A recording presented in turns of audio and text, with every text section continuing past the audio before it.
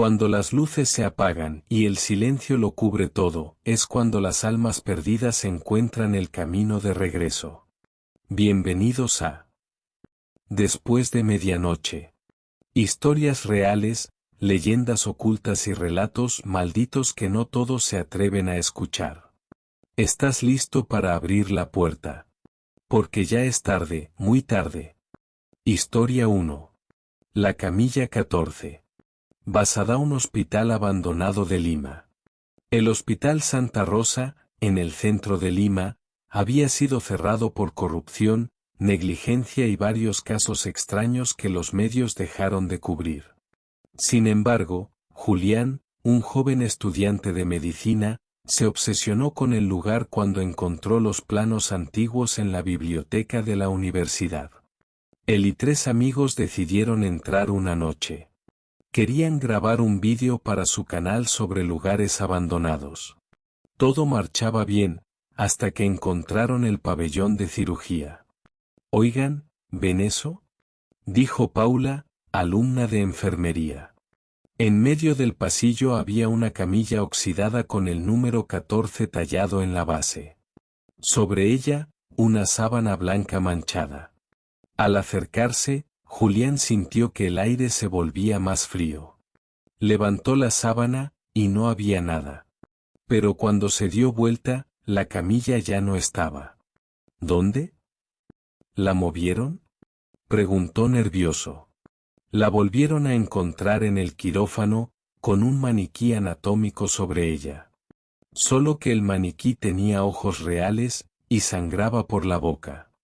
Uno por uno, comenzaron a tener visiones: médicos con máscaras antiguas, pacientes sin rostro, una mujer arrastrándose por el techo del pasillo. Paula entró en trance. Con voz gutural dijo: aquí no se curaba. Aquí se mataba.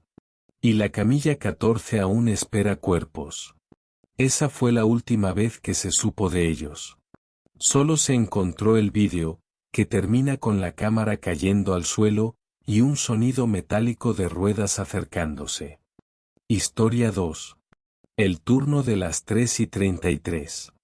Basada en un hospital de provincia. Andrea, una joven doctora recién graduada, fue asignada al Hospital Regional de Huancayo.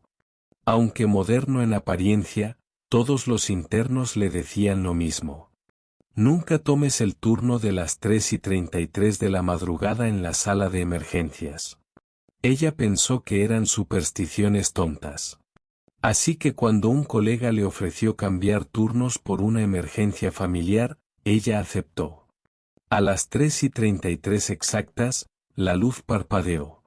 Un paciente fue ingresado, hombre, 84 años, sin identificación. Respiraba, pero no respondía. Su cuerpo estaba cubierto de cicatrices, y tenía un rosario negro apretado en la mano. Andrea se acercó y vio que su nombre estaba escrito en la bata: Dr. Marcos Vega. Lo perturbador fue que ese nombre estaba en una de las placas del pasillo, como médico fundador, fallecido en 1978. El hombre abrió los ojos. Negros. Sonrió. ¿No debiste quedarte sola? Esta sala me pertenece. Andrea intentó huir, pero todas las puertas se cerraron solas. Desde los otros cuartos comenzaron a salir figuras vestidas de blanco, pero no caminaban, deslizaban sobre el suelo. Voces sin boca susurraban su nombre, y una pantalla marcó muerte confirmada sin que ningún paciente muriera. Andrea nunca salió de la sala. La encontraron en coma, con el rostro pálido y las uñas rotas como si hubiera rascado el suelo por horas. Desde entonces, a las 3:33, el sistema del hospital imprime un documento sin autor. Ingreso de doctora Andrea C., paciente estable. Posesión en curso. Historia 3. El Hospital de la Esperanza. En el centro de Lima, aún se mantiene en pie un hospital abandonado llamado La Esperanza. Cerró hace más de 20 años tras una serie de misteriosas muertes, pero eso no ha impedido que curiosos y exploradores urbanos entren buscando emociones fuertes. María, estudiante de medicina, siempre había oído rumores, que se escuchaban gritos por las noches, que las luces se encendían solas, que alguien había visto una enfermera de uniforme antiguo vagando por los pasillos. No creía en esas cosas, así que una noche decidió entrar con 2 amigos para grabar un vídeo. La estructura del hospital estaba desgastada, paredes mohosas, camillas oxidadas, expedientes médicos desparramados en el suelo. Al principio, todo fue risas y bromas hasta que llegaron al antiguo pabellón de psiquiatría. Allí, el ambiente cambió, el aire se sentía pesado, el silencio era profundo, solo roto por el eco de sus pasos. Mientras grababan, las luces de sus linternas comenzaron a fallar. Uno de los amigos de María, Víctor, se adelantó por un pasillo y desapareció de vista. Llamaron su nombre, pero solo obtuvieron el eco de vuelta. De pronto, escucharon un lamento, profundo, como de alguien que sufre. Siguiendo el sonido, llegaron a una sala donde las camillas estaban cubiertas por sábanas sucias. Bajo una de ellas, vieron movimiento. Uno de ellos, con valentía torpe, levantó la tela, pero no había nadie. Solo un charco de sangre fresca, imposible en un lugar abandonado hacía tanto tiempo. María empezó a sentir un frío antinatural que le calaba los huesos. De pronto, desde el fondo del pasillo, vieron a una figura acercarse. Era una mujer vestida con un uniforme de enfermera de los años 80, el rostro cubierto de vendas manchadas de sangre. Ella se movía lentamente, con un sonido húmedo al arrastrar los pies. Intentaron correr, pero las puertas estaban cerradas. María giró la cabeza un instante, y vio cómo Víctor estaba detrás de la enfermera, flotando en el aire, con la garganta abierta, los ojos en blanco. La historia cuenta que la enfermera de la Esperanza murió quemada en un incendio dentro del hospital, atrapada con sus pacientes. Desde entonces, su espíritu no descansa, atrapando a quienes se atreven a profanar su lugar. María jamás fue encontrada. Solo su cámara quedó en el suelo, grabando la figura borrosa de la enfermera acercándose, antes de que la batería se agotara. Historia 4. El pabellón 5. El Hospital San Martín, en Cusco, había sido clausurado hace años por motivos que jamás se hicieron públicos. Lo que pocos sabían era que el motivo real había sido el pabellón 5. En 2007, durante una tormenta, el hospital sufrió un corte eléctrico. Esa noche, en el pabellón 5, que albergaba pacientes en estado crítico, todos murieron al mismo tiempo, 27 personas, sin explicación médica. Sus rostros fueron hallados congelados en expresiones de terror absoluto, como si hubieran visto algo imposible. El pabellón fue cerrado y sellado, pero incluso ahora, 18 años después, los guardias aseguran que por las noches se siguen encendiendo luces allí. Y que si te acercas demasiado, puedes escuchar los monitores de signos vitales, aunque no haya nadie conectado a ellos. Una noche, Elías, un paramédico joven, fue asignado como guardia de seguridad extra por recorte de personal. Le advirtieron, no te acerques al pabellón 5.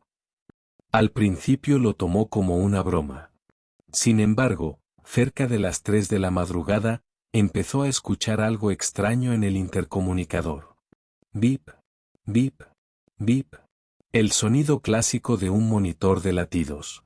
Elías siguió el sonido, intrigado, y notó que provenía de un pasillo al final del ala abandonada. El cartel de la puerta decía en letras oxidadas, Pabellón 5.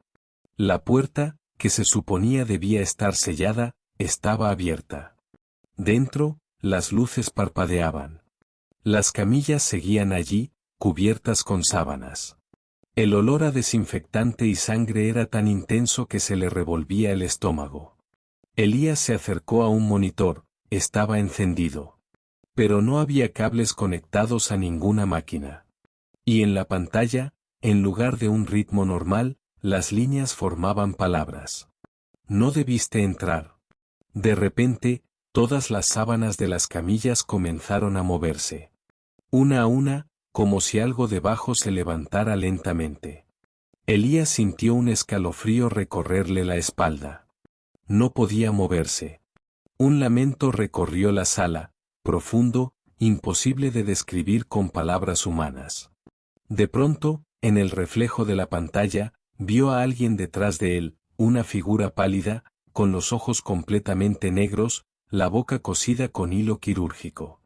Elías intentó correr, pero la figura lo alcanzó en segundos. Lo último que se grabó en las cámaras de seguridad fue a Elías flotando en el aire, con la cabeza girando lentamente en un ángulo imposible, mientras una sombra oscura se deslizaba por las paredes. Desde esa noche, el pabellón 5 hectáreas quedado completamente tapiado, con concreto y acero.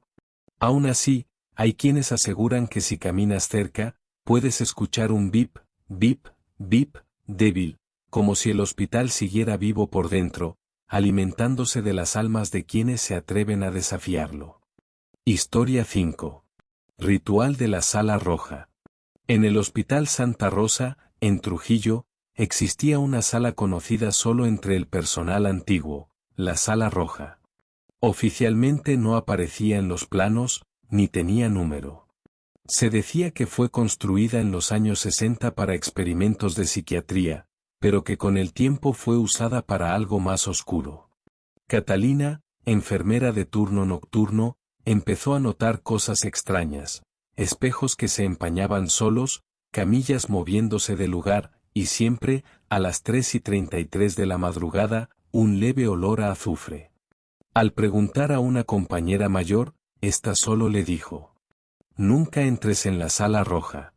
Si escuchas que te llaman desde allí, ignóralo». Una noche, durante una tormenta, el generador falló. Catalina quedó sola en el piso 3, y mientras intentaba reiniciar los sistemas, escuchó un sonido seco: tac, tac, tac. Al mirar por el pasillo, vio una puerta entreabierta, pintada de un rojo opaco que no había notado antes. Al acercarse, una voz suave la llamó por su nombre. No parecía humana, tenía un eco extraño, como si viniera de varios lugares al mismo tiempo. Contra el instinto, Catalina entró. La Sala Roja estaba cubierta de símbolos en el suelo, dibujados con lo que parecía sangre seca. Había velas negras aún encendidas, pese a no haber nadie allí. En el centro de la habitación, una silla de operaciones con correas rotas. Y en el espejo del fondo, Catalina no se vio a sí misma. Vio a una figura con una bata médica, sin rostro, que le extendía la mano. El ritual había comenzado de nuevo. Los registros del hospital revelan que en los 80, un grupo de doctores había intentado contactar con el otro lado para curar enfermedades incurables, haciendo pactos con entidades desconocidas. El precio: sacrificar a un miembro del personal cada cierto tiempo para mantener el equilibrio. Desde entonces, la Sala Roja se manifestaba cada pocas décadas, buscando su próximo sacrificio. Catalina fue hallada 2 días después, en el sótano, con los ojos completamente negros y sin un solo latido en el corazón, aunque su cuerpo seguía caliente. Desde esa noche, las cámaras muestran, a veces, su silueta caminando por los pasillos, repitiendo en voz baja: «La Sala Roja está abierta». Historia 6. El Hospital del Diablo. Basada en el Hospital Real de San Andrés, Lima. En el centro de Lima, oculto tras las sombras del tiempo, se encuentra el antiguo Hospital Real de San Andrés. Aunque hoy se encuentra cerrado y olvidado, dicen que por las noches todavía se oyen los lamentos de quienes allí murieron. Martina, una estudiante de medicina de la Universidad San Marcos, se obsesionó con la historia de ese hospital. Quería hacer su tesis sobre los primeros centros médicos coloniales, y San Andrés era perfecto. Logró entrar una noche, sobornando a un guardia que le advirtió: «Aquí dentro no caminas sola, niña. Hay cosas que no descansan». Martina se rió. Pensaba grabar unos vídeos, tomar fotografías y salir antes del amanecer. Pero apenas pasó la primera hora, los pasillos comenzaron a cambiar. Las paredes rezumaban un líquido espeso y negro. Las camillas antiguas se movían solas. Y lo más escalofriante, en el antiguo quirófano, encontró una mesa de operaciones, aún caliente, como si alguien hubiera sido intervenido minutos antes. Entonces lo vio, un médico con bata antigua, de rostro deformado y sin ojos, que la miraba directamente. «Tú no debiste entrar», murmuró con una voz que parecía un coro de lamentos. Martina corrió, pero los pasillos se alargaban, torciéndose. En cada sala había cadáveres con la boca abierta, como si gritaran en silencio. Algunos comenzaron a moverse, arrastrándose hacia ella. La encontraron al día siguiente, catatónica, murmurando en quechua aunque nunca lo había hablado. Hasta hoy sigue internada en un psiquiátrico, y en su cuarto ha dibujado el mismo símbolo una y otra vez, un círculo con una cruz invertida en el centro. Símbolo que, según los antiguos registros, marcaba las puertas del pabellón maldito, donde encerraban a los enfermos con posesiones demoníacas. Gracias por escuchar. Después de medianoche. Si te gustó esta historia, suscríbete, activa la campanita y no olvides dejar tu miedo en los comentarios, que lo leemos todos, incluso cuando ya estás dormido. Buenas noches, si puedes.